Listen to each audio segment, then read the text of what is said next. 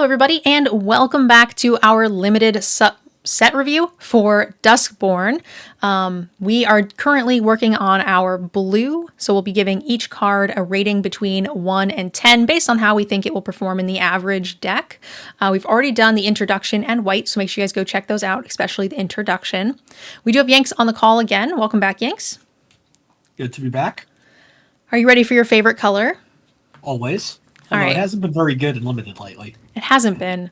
And I'm not excited to start off with this like weird eyeball sperm, but like it looks like it would find an egg. It's got Probably. extra bits.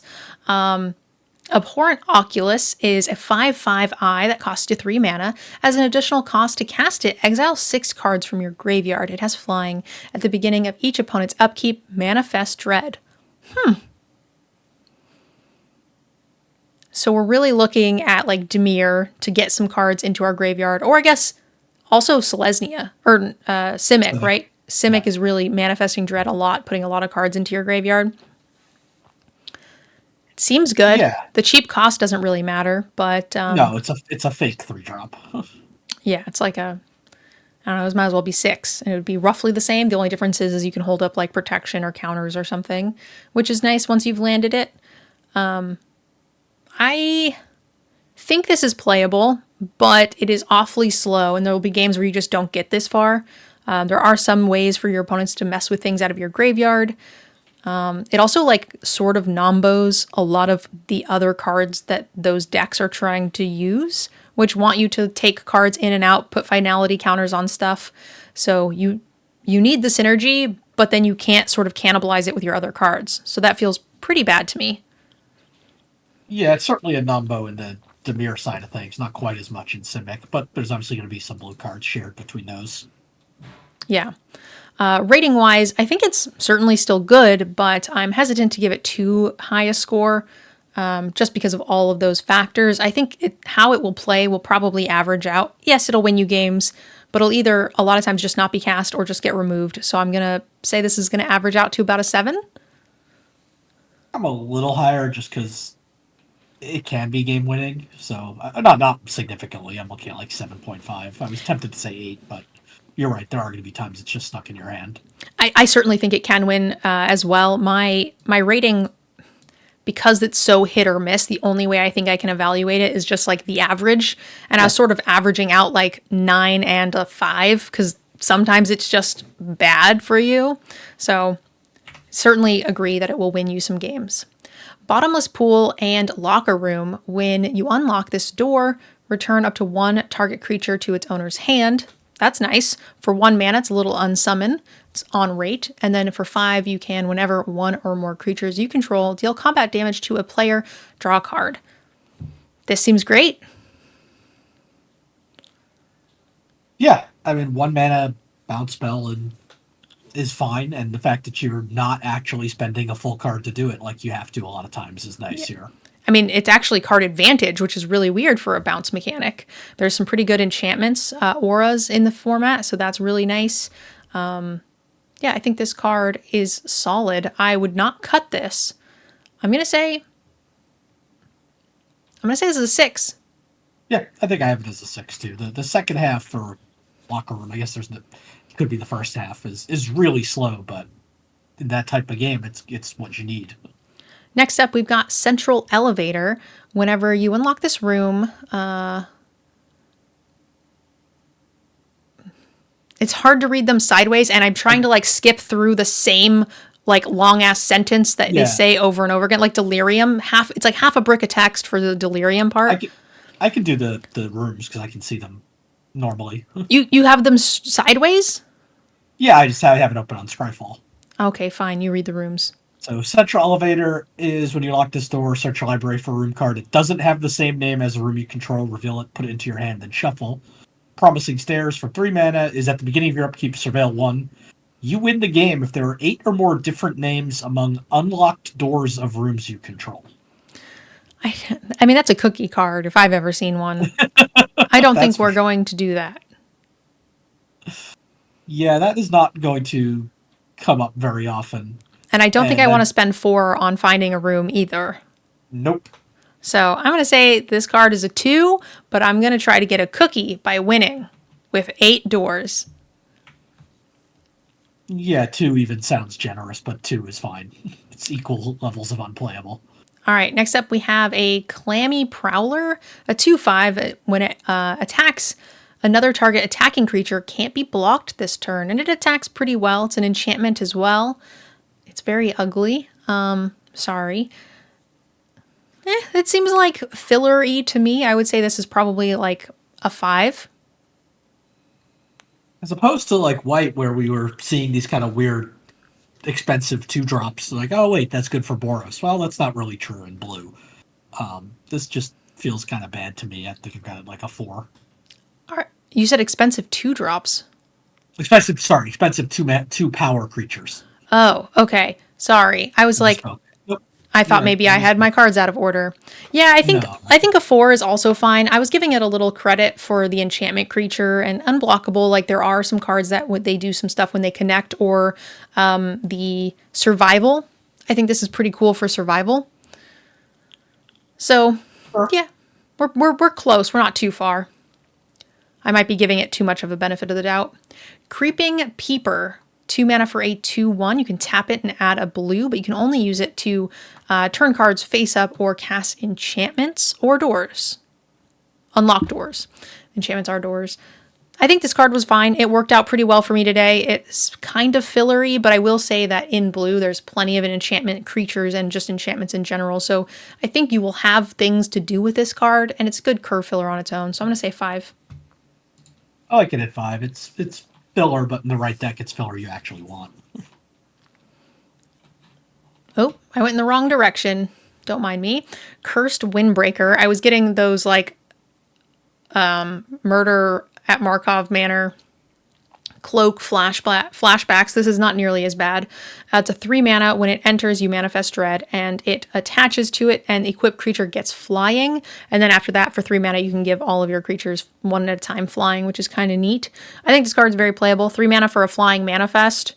Graveyard Fuel. I'm not cutting this card. 6.5. I like it there, yeah. Cryptic Coat, this is not. Even No. though it tries to look like it, but still good. 6.5 seems right. It's a spoopy cloak. Yeah. Dagger Maw Megalodon. 6 mana for a 5/7 with vigilance and land cycling. All the land cyclers are pretty good. I don't want this big old thing to have vigilance. That's scary. But it's a land cycler, so for me it gets a nice little boost. I'll give it a 6. I think they're always worth playing. Vigilance on like a shark feels kind of weird, because you figure it's got to be like attacking and at speed. Yeah, and then it has to turn around. Be there on defense, like. Sharks don't turn all that well. No. What is your rating? I like this as a 6. Nice. All the land cyclers are playable, or all the land cyclers. Next up, Don't Make a Sound. 2 mana for an instant. Counter target spell unless its controller pays 2. And you also, if they do, you get to surveil. So you get a little fail safe. I don't like unless they pay 2. I'm not going to be running these cards. I'm going to say it's a 1.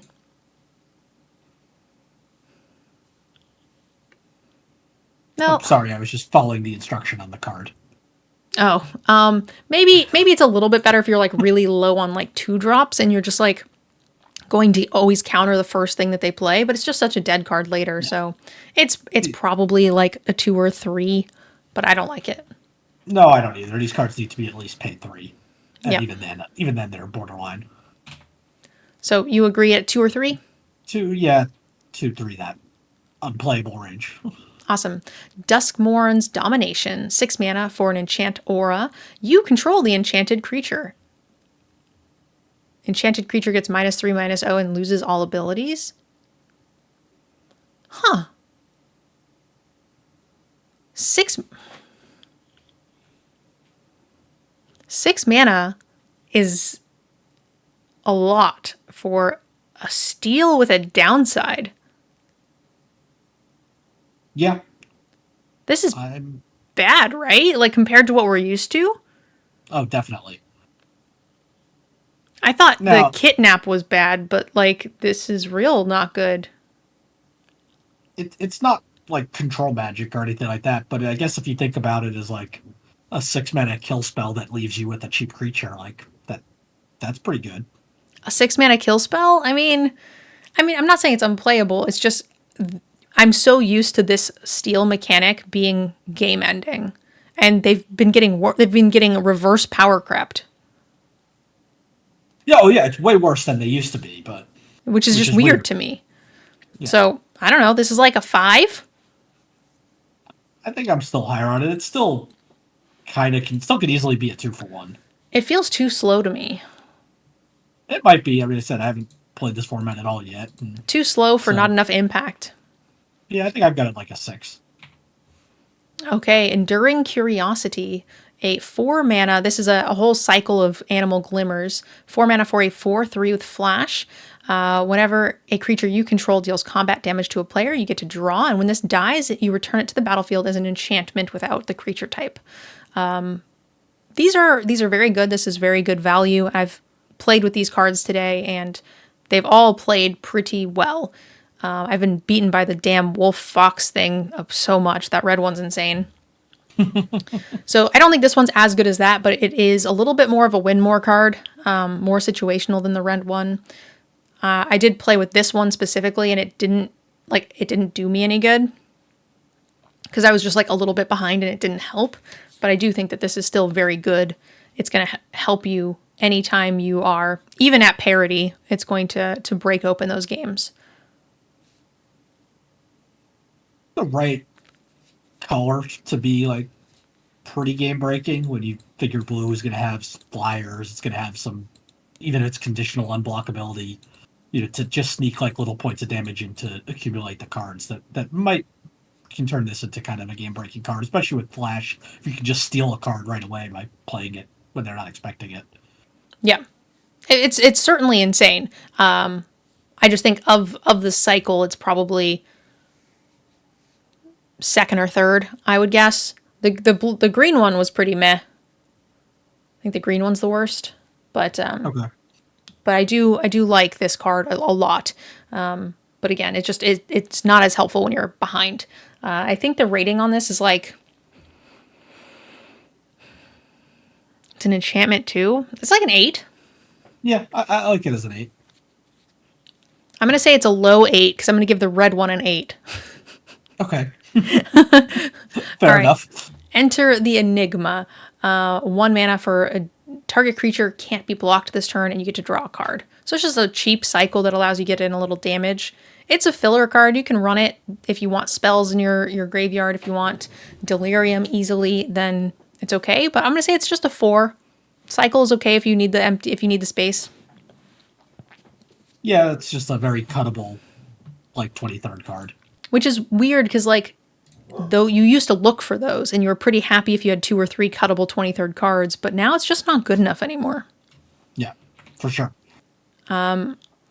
Now we have Entity Tracker, a 3 mana 2/3 with flash, and whenever an enchantment enters battlefield under your control, you get to draw a card. I did draft this today. Unfortunately, I only played it one time and it got murdered immediately, so I didn't get to like really see it in action. But I will say the enchantment decks are scary. I played against a few and they were incredibly powerful. I just got milled out by one crab. They just went like crab, enchantment, enchantment, enchantment, enchantment, enchantment, flash enchantment, and then like killed me. I wasted 3 burn like removal spells on this fucking crab and I still got milled out. I was like, holy shit. It was so much stronger than landfall.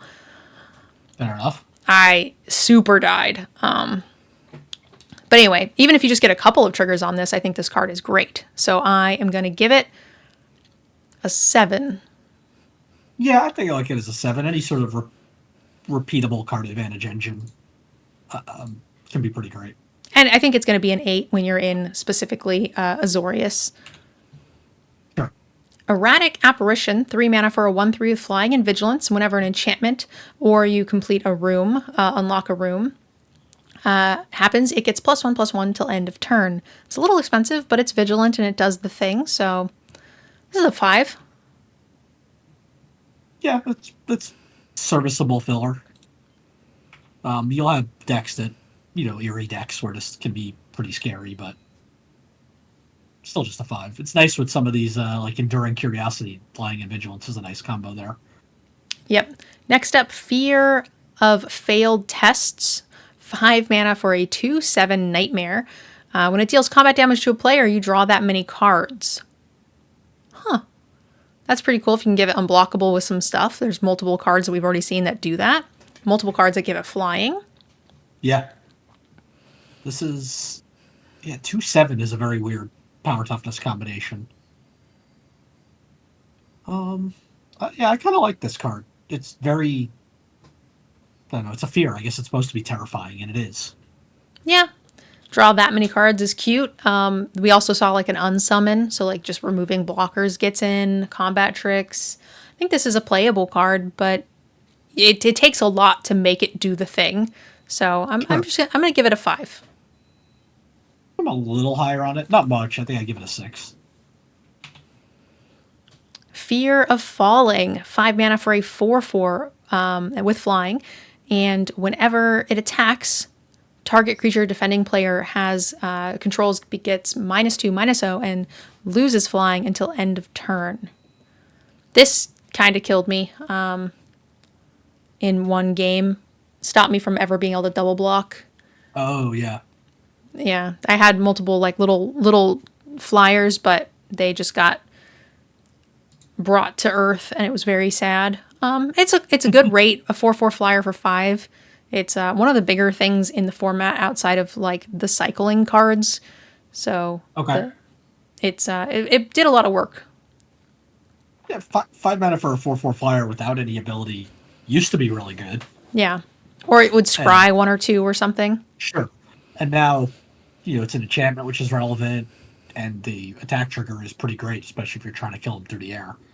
Yeah, and it loses it until your next turn, so they can't even retaliate. Oh, true. They can't just attack back. Yeah, it's pretty nuts. I'm gonna say 6.5. That sounds good. I was going to say 7, but I was right on the border between the two. Fear of Impostors. This is a cancel on a stick, kind of. 3 mana for a 3/2 with flash, and when it enters, you counter target spell. Its controller manifests dread. So you get a little 2/2, may or may not hit anything relevant, but you also get a creature. So basically you're netting even on the cancel, which is kind of cool. You can just flash it in and eat creatures. It's an enchantment, so I got some enchantment triggers on this today, and that felt pretty good. So, I mean, it felt fine. I'm going to say this is like a 5. I'm going to play it in some decks, but I will also probably cut a fair number of these.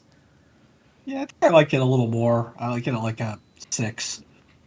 Cancel you're not happy with, but just the fact that you're still playing to the board. You don't have to just, one of the worst things with cancel is like you have to keep the mana up, and if they don't do anything, you've just lost your turn. But now you can still at least get a 3/2 flash out of it, so it's not dead like that can be sometimes. Agreed. Yeah, I think it was fine. It was just I found it to be a little too slow and clunky. I had 2 of them in a deck, and like most of the times when I cast it, I was like never super happy. It was just fine. We're still close. Yeah. Fear of Isolation, 2 mana for a 2/3 flyer. And when it ATBs, you return a permanent you control to its owner's hand. I returned cheap doors. They were like 2-drop doors that like would make 1/1s and stuff. That worked. You can do a land later in the game. Something small with ATBs is not too bad, but I think this is an okay card. It's a fake 2-drop. Agreed. It's definitely fake too, and I would say its mana cost is definitely well statted, but not its total cost. Yep. So I still think it's playable. I'm not over the moon about it. It is an enchantment, so I'm going to give it a 5. It's a 5. There'll be decks where you'll be really happy with this card because you've got a lot of ETBs to trigger, or either ETB creatures, or you just want to be bouncing enchantments to re-trigger your eerie abilities. Yeah, that makes sense. You'll know when you want this. Next up, we have Food Pit's Drowner. We have a 2 mana 2/1 with flash and vigilance. When it enters, tap target creature an opponent controls and put a stun counter on it. I like the tempo. You could pay 2, tap it, and shuffle this and target creature with a stun counter into its owner's libraries. So you could choose to remove something bigger for 4 mana over the 2 turns, or you can just get some tempo and keep attacking if you are the aggressor here. You definitely need to play this with flash in order to be able to do the second ability or the last ability, because otherwise the stun counter will be gone. Yep. But that's fine. I mean, why would you play this at sorcery speed anyway? I guess to tap a blocker. Yeah. And if that's your goal, then great. Yeah, I like this card. It does a lot. It's got a lot of text on it for a 2-drop. It does. It's just an uncommon. It's got some flexibility. So I don't think it's amazing, but getting to shuffle in a dragon of some sort seems pretty relevant. I'm going to say that this is a 6. I'm a little higher on it, primarily just because blue doesn't. This is basically removal, and blue doesn't get removal that actually gets stuff off the board very frequently. Yeah.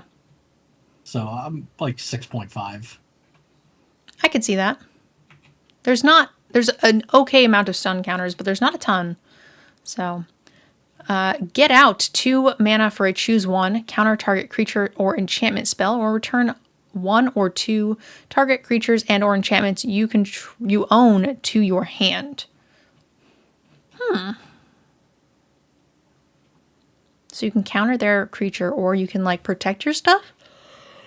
Re-trigger your ETBs, like if you have rooms that are just one-time trades.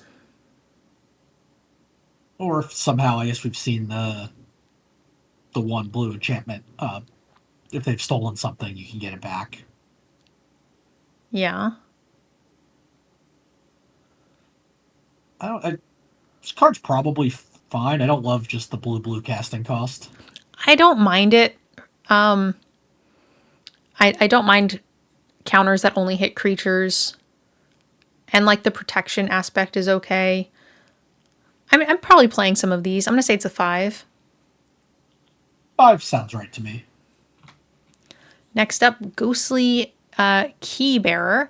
4 mana for a 3/3 with flying. When it deals combat damage to a player, I get to unlock a room. Unlock a door in a room, sure. It's fine. It's filler. There was a lot of doors and rooms in the format. I was surprised to see as many as I did. I feel like every deck will have some targets for this, maybe not a ton, but certainly some. And those rooms can be really expensive to open. So I think this is going to be playable and just be up in decks that really care. Agreed. The 4-mana 3/3 flyer just doesn't. It's not as good. It's still good. It's just not what it used to be. Do you remember when it used to be a vanilla 3/2? Rating wise, I think this is just a 5. 5, agreed. It's filler, and then occasionally you'll want it. Glimmer Burst, 4 mana for an instant. Draw 2 cards, create a 1/1 white glimmer enchantment creature token. Okay. A little bit expensive for a divination, but instant speed and you make a relevant creature type. This is okay. I'm always kind of sold on reasonable instant speed card draw. It just makes so many other things better. All your flash creatures, all your counters, spells, yeah. Just having something else to do with your mana. And I was really impressed with the enchantment decks. Even in non-enchantment decks, I was just impressed with the enchantment cards. So just having stray things that sort of trigger those, I think is going to come in really, really handy. So rating-wise, this might be a 6. I got it as a 6. Pretty good card draw. Leyline of Transformation, 4 mana. You can put it onto the battlefield if it's in your opening hand on turn 0. Creatures you control are the chosen type in addition to their other types. The same is true for creature spells you control and creature cards you own that aren't on the battlefield. So choose a creature type. This is a 0. It's not a limited thing. Nope, definitely not. Just a flat 0. Even Oh, if it was always free, I don't think I would put this in my deck. yeah, even if it was even if it was free and didn't count as a card, like it just started in like the like companion zone, I don't care. Next up, we have a 6 mana legendary artifact. When it enters, if you cast it, you draw 5 cards. You have no maximum hand size, and you don't lose the game for having 0 or less life. Whenever you gain life, draw that many cards. Whenever you lose life, discard that many cards. When you have no cards in hand, you lose the game.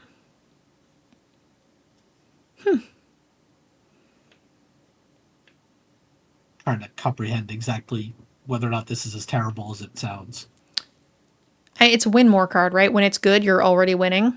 Like when you can protect your hand, it's like you already have a board presence. They can't get in damage, so I'd rather just play something else that isn't just an absolute brick anytime I'm at parity or behind.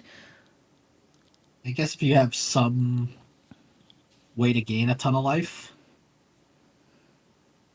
I don't know. It feels like there's got to be some way to build around this, but in the average deck, it's probably will actively hurt you.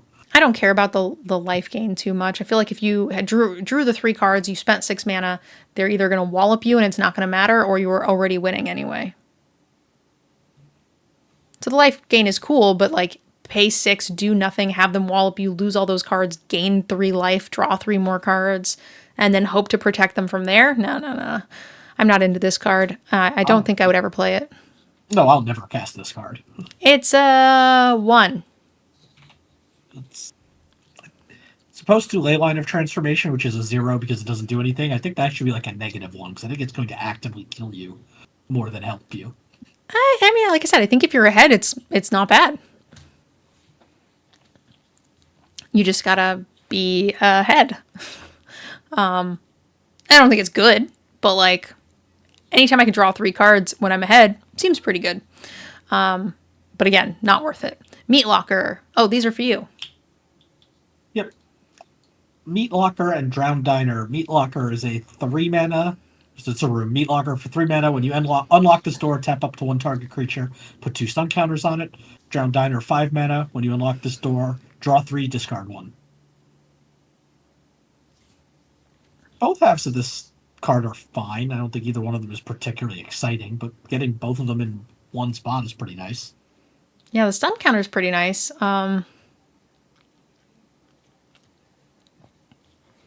Yeah, I agree. I don't think either side is game breaking, but it's certainly playable. I'm gonna say it's a 5. It's a 5. There are enough blue decks that are going to specifically want enchantments or rooms that maybe gets bumped in those blue-white or blue-red decks, but yeah, 5. All right, next up we have the Mind Skinner. A 10-1 for blue, blue, blue can't be blocked. If a source you control would deal damage to an opponent, prevent that much damage, each opponent mills that many cards. You only gotta hit your opponent 3 times with this card.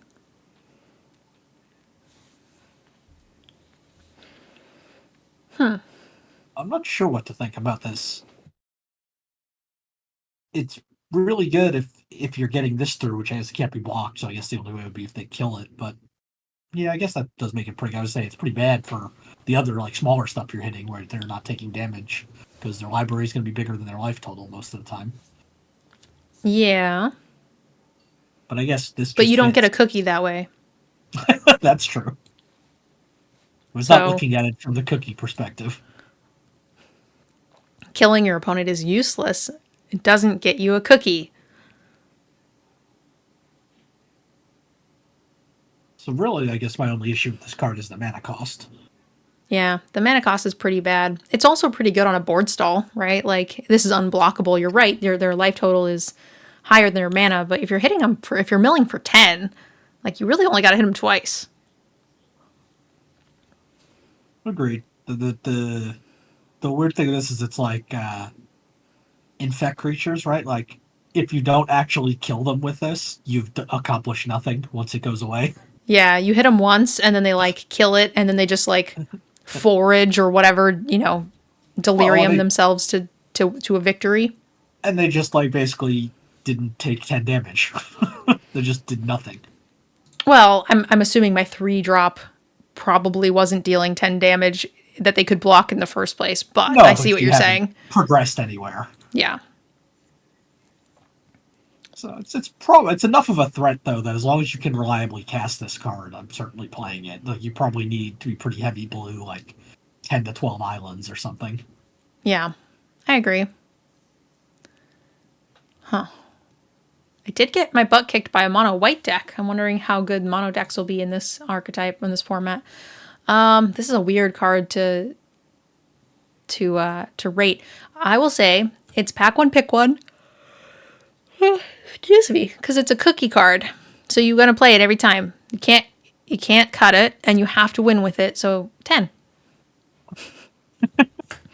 No, but in all seriousness, I mean, it's probably not playable. It's probably like a 4. I'm actually a little higher, I think, maybe just because I'm used to playing a lot of heavy blue decks.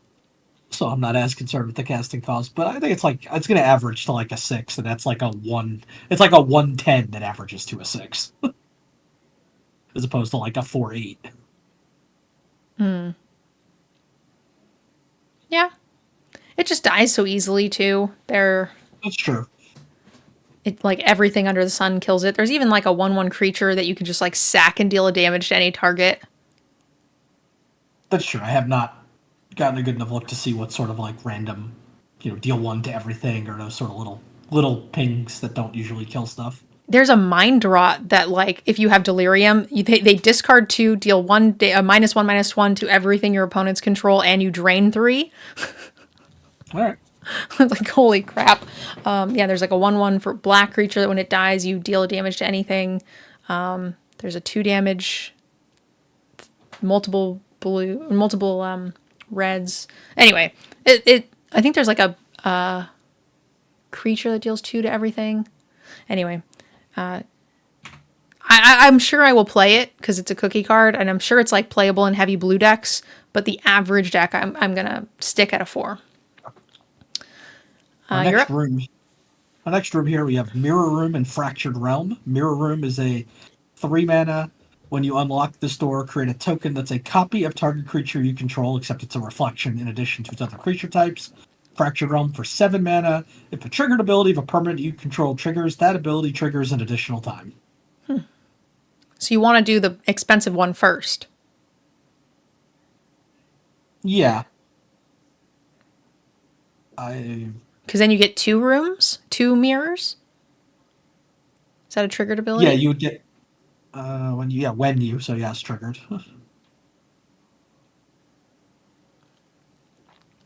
I think you would like to do the 7 mana first, although I think you're just probably going to be doing the 3 mana first 90% of the time. Yeah, the difference is that the 3 mana for the copy is probably just playable on its own. So you're just doing that to curve out and do things.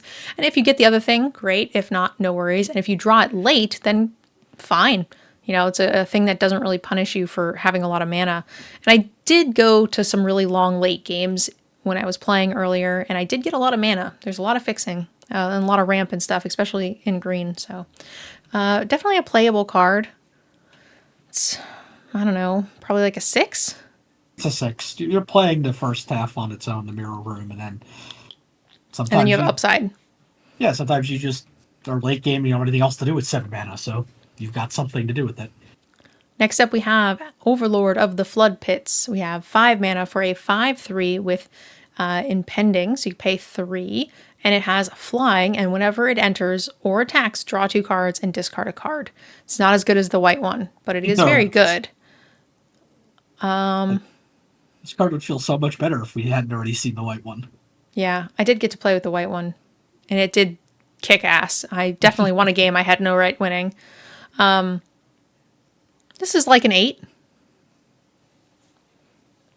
I think so. You're getting at worst if you could play it for 3 right now, at least even if like the game ends before it comes out, you've still gotten card value out of it. It's just divination, like a slightly more weird casting cost, but 3 mana for 3 cards, or 3 mana for 2 cards. We have to discard. Fair, but you just discard a land, and you've gotten something else out of it that you don't get with divination. 8 sounds good. Paranormal Analysis, 2 mana for a 1/3. Whenever you manifest dread, put a card you put into your graveyard this way into your hand. Shut the hell up. So you just get a 2/2 and draw a card? Yeah. That's amazing. And there was a lot of Manifest Dread in a lot of different colors. And there's even cards that your opponents have that can make you Manifest Dread. There's removals, there's counters, there's all sorts of shit that make you manifest as the balancing act for the card. So I think this card's fantastic. I'm probably never cutting this. I guess if I have... even then I wouldn't. I would say if I don't have any, I wouldn't play it, but it's still a 2 mana 1/3. That's not awful. And it's got like some upside for your opponent's cards. But honestly, I don't see a lot. I would think every single deck would have some. And in Simic, this is going to be busted as hell. I played a lot of Golgari, and I did do a lot of manifests. This, I'm going to say it averages to like a 6. That's what I've got too. It's like a 7/5 kind of deal. Next up, we have Piranha Fly, 2 mana for a 2/1 with flying, and it enters tapped. It's an okay stat line. 2 power flyer for 2 mana. That's not a problem. It's not relevant creature type or anything, so it's just a 5. Just a 5. The enters tapped is annoying, but not really a big deal. Agreed. All right, next up we have, oh god, this is the thing that killed me. It looks like it would kill people. Scrabbling Skullcrab, 1 mana for an 0/3. Anytime you unlock a room fully and cast an enchantment that enters the battlefield, you target opponent mills 2 cards. And I can tell you that this was worse than the landfall mill 3. I died so fast, I couldn't stop it. There was multiple triggers per turn. I am so sad, and I'm so happy that this exists. I'm going to pack one, pick one this every single time. It's interesting that you played against it already, because I think otherwise I might have just said this card was unplayable. Really? You just never get enough. I mean, like, I don't care if I mill them for 12. Who cares? Like, it's still not going to win me the game. But a lot of the blue decks really care about Delirium. So, like, your game plan might not be to mill them out, but to mill yourself out and fuel your own graveyard. Yeah, I don't know. I feel like these cards, yes, every once in a while you get the right deck for it, but for the most time it just doesn't do enough. It's a bit of a split rating. I will agree. There's going to be a lot of decks that don't want this because it doesn't care about its graveyard. It doesn't care about milling you out. So it's like not doing anything. So I will say split rating, but if you're in... Why can't I remember the word? Delusion, Delirium? Delirium. God, I cannot, for the love of Jiminy Christmas, keep that word in my head. Delirium. If you're not deliriuming and you're not trying to mill them out with like enchantment, with like a very Esper or Azorius-y deck, then it's pretty mopey. So I'm going to say it's like a 2 and a 6. We're kind of in the same place, although just maybe not on how often it's going to happen. Because I'm not sure there is even a single blue Delirium card. I saw Delirium in what? Jump, if I remember right. Black and green. So if you're in black, green, or white, I like this as a 6. If you are in red, then it's a 2. I think I like it at 2/6. I think it's going to be a 2 95% of the time, and the 6 like 5%. Okay, I'm like probably 80-20 on the 6. Next up, we have Silent Hall Creeper. 2 mana for a 1/1. This is the one that LSV had multiple copies of and bashed my face in. It can't be blocked. And when it deals combat damage to a player, you choose one that hasn't been chosen before.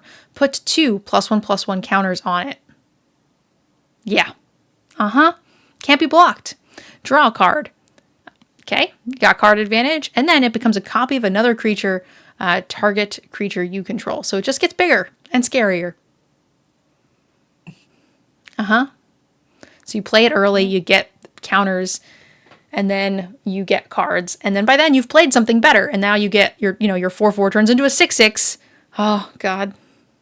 So I can, just because you had said that he had it, I knew LSV did a blue set review for this. And his comment on this card is, "This is completely out of control and a card I'm never passing if I have any shot of playing." That's funny that he had 2 copies of it. Yeah, And, I rated it a 5.0 out of 5. So, yeah, this card is proved to be just as busted as he thought playing against you, and not surprising, this card looks absurd. For my rating, I'm going to give it a 9, because you can just kill it before they do the thing. Definitely. But any 2-drop that demands an instant answer. Yeah, it's definitely going to win games, and it certainly did. Stalked Researcher. 2 mana for a 3/3 with Defender, and it has Eerie. You can attack as though you didn't have Defender if you've completed a room or played an enchantment. It's very fillery. It's good for like one deck, so I'm going to say it's a 4 with some upside in that particular deck. I feel like we've had this 2 mana 3/3 Defender, or sometimes can attack like 90% of sets for the last 2 years, and it's never good. It's sometimes fine, but it's never good. So 4 sounds right. Stay Hidden, Stay Silent. 2 mana for an aura. When it enters, tap target creature. Enchant creature doesn't untap during its controller's untap step. You can pay 6, shuffle the enchant creature into its owner's library, then Manifest Dread. Only activate as a sorcery. So you get the Manifest Dread, but they also get to redraw their best card on the board, potentially. It's okay. I think this card's great.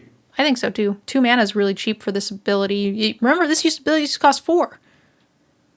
And didn't come with the upside of having a way to get rid of it off the board and away from enchantment removal, and giving you a creature in the process. We did start to see this type of like exile or whatever in white a few sets ago. Yep. So that was interesting to see that starting to come over to blue. Yeah, I think this card is blue's premium removal. So 7? I think it's an 8. Just the fact that you 2-for-1 them later in the game with it. Not something even most premium removal does. Yeah, that's true. You do get your manifest. Okay. I'll go up to an 8. I can see that. Oh, I didn't see this card. Tale of Tamio. It's really pretty. It's a saga. And for 1, 2, and 3, you mill 2 cards. If 2 cards that share the same card type were milled this way, draw a card and repeat the process. Why are we milling ourselves out? And then you can exile any number of target instants or sorceries and or Tamio Planeswalker cards from your graveyard, copy them, and cast them. This is not for limited. No, this is just asking to accidentally mill yourself to death. Yeah. You might, get to do 3 or 4 spells or something. I think I would be more comfortable with this if it was like 1 or 2 mills, because there are a lot of decks that want you to fuel your graveyard. And there are some good spells. So, but I don't know that I'm willing to do nothing for 3 turns except for mill myself and risk milling myself out. And it's not like you get to play them for free. You just get to cast them. Mm-hmm. So you've milled yourself a bunch. I guess maybe you've drawn a card or 2, which is nice. And then you have 5 or 6 mana to play a couple spells. That just seems very slow and not a whole lot to do there. It's a 1. Agreed. Next up, Tunnel Surveyor. 3 mana for a 2/2, and it comes into play with a 1/1 enchantment creature. Someone was playing the rare that just kept blinking a card, and they just kept blinking this every turn, and it was so annoying. And my deck just had 1 5/5, and I was like, just freaking die! I couldn't kill them. This card is fine. I like the detective. It's an okay rate. 2 bodies is good. It's a solid 5. 5 seems pretty good to me. Twist Reality. It's either You can choose one. You can cast a cancel, or you can manifest dread at instant speed, which is nice because you can hold up the counter spell and then manifest if you want it. I thought this was a pretty well-rounded card. I'll probably play this at like a 6. 6 sounds good to me. You get just the same thing with the card draw spell. The more instant speed stuff you can do makes all your counters better, and they all make each other better. All right. Unable to Scream. It's a 1 mana enchant creature, loses all abilities and becomes an O2 toy. As long as the enchant creature is face down, it can't be turned face up. So that's interesting. It's cheap. I think this is very playable for blue. 6.5. It's so cheap. I like it at 6.5. I'm just trying to process the rule. I guess there must be some rules text that requires that last statement, because you figure if it's already lost all abilities, it wouldn't have the ability to turn face up, but that must be like a card characteristic or something, not an ability. Yeah. Next up, your go. Yep, we have Room, Underwater Tunnel, and Slimy Aquarium. Underwater Tunnel is single blue mana. When you unlock this door, surveil 2. Slimy Aquarium is 4 mana. When you unlock this door, manifest dread, then they put a +1/+1 counter on that creature. Oh, sorry. Try not to yawn on you guys. It's been a long day of streaming. Each of the pieces of this are fine, but none of them are exciting. So I'm gonna say a 5. I think so. 5 seems about right. Maybe a little higher, because I do kind of like both halves of this, and neither one of them is overpriced. You're not getting a deal either, but yeah, maybe I'm like 5.5. My concern is that it feels too slow. Like none of it's impactful enough, and I felt like by the time we were getting to this point, the games were kind of over. Spending that many turns not doing a ton was just too bad. From what I've seen, I've only played a couple, but yeah, it seemed a little fast for this. Next up, we've got a 3 mana sorcery, return up to 1 target non-land permanent to its owner's hand, and you manifest dread. This played pretty well. It got played against me. I was like, oh, that's quite the swing. So yeah, it's not card disadvantage. No, it's just another kind of mana war. And it's pretty tempo-y.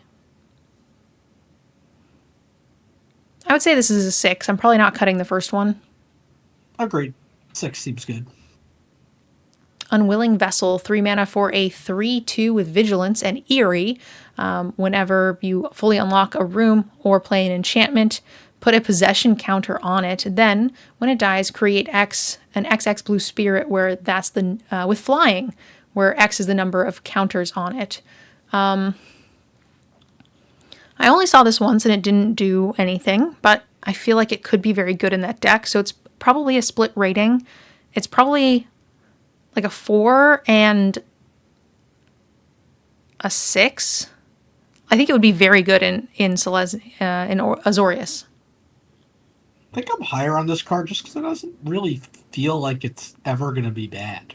As long as you get one trigger, you've got something that dies into a 1/1 flyer.